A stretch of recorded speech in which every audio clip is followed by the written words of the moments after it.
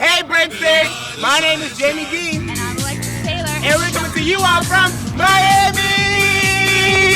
Wait! Come back!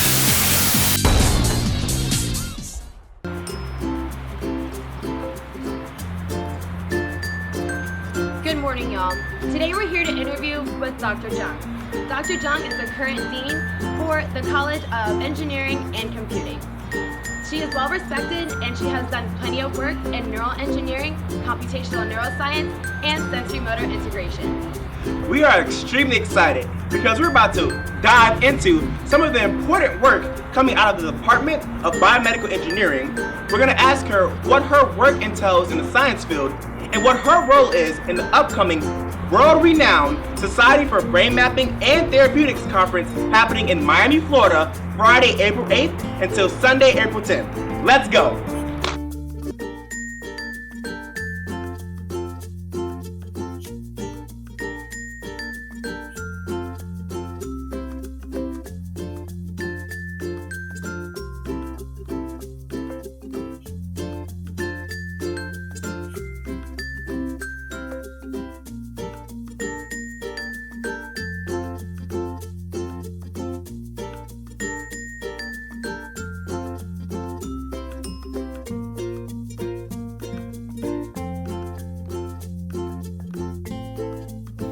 Now we're coming to you all today from Dr. Jung's office, and we're extremely excited to conduct this interview. Hope you're all ready.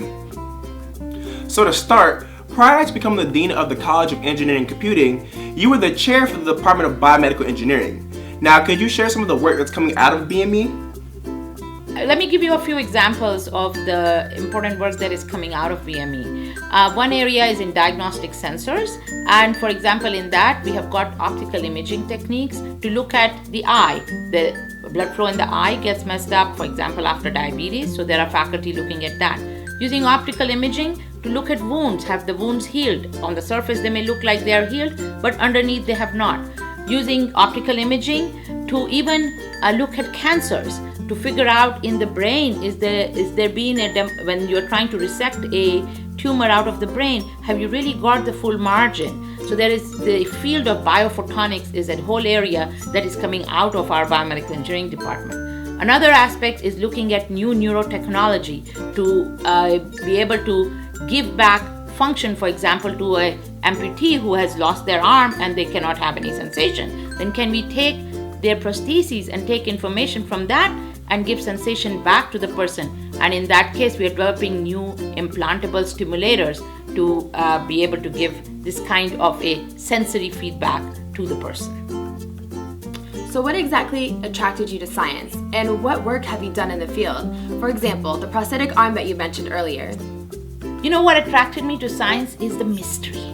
It is the secret within. What is it? Why is it? I think I was probably in the 5th grade when I was asking all the time, why? And the teacher said, are you going to stop asking why? And I don't think I have stopped asking why still.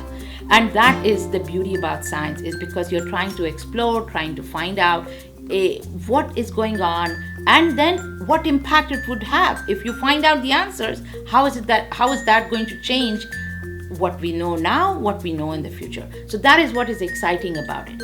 And in this combination of the science, you can bring in engineering technology, and then you link the science with engineering, and then you can actually have solutions.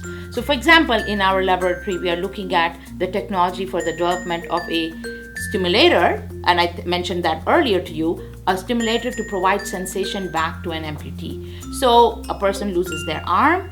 We know from scientific data that the brain reorganizes. But even 30 years later, if you were to electrically stimulate the nerves in the residual limb, that person can tell you that they feel sensation. How does that happen? Why are they able to tell that even 30 years later?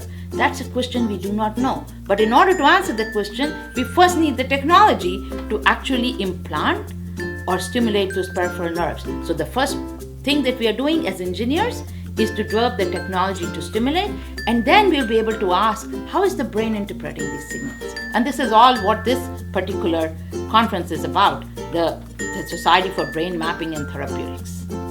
Finally, we'd like to know, what is your role in the Society for Brain Mapping and Therapeutics conference that's coming to Miami, and why should the community care about it? Florida International University is the local sponsor for the Society for Brain Mapping and Therapeutics.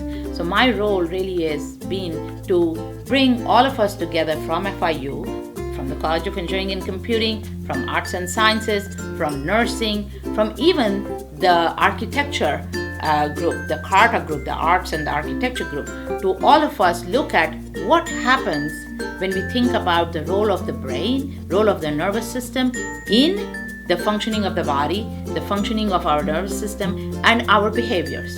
And that is what this particular meeting is all about, is understanding what might be happening in health and in disease with our brain and with our bodies and our nervous system.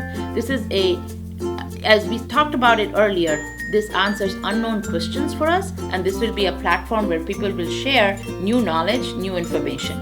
You all know perhaps that President Obama had launched the BRAIN Initiative, and the National Institutes of Health is supporting a lot of federal research in order for us to be able to address questions and develop technology for investigating the nervous system. So is the National Science Foundation, so is the Department of Defense, and so are several companies and several foundations. They are all supporting this in order for us to reach the next century of understanding about the brain, about our nervous system, how we control the body, how do we sense information, and how can we have a better, healthier aging in the future.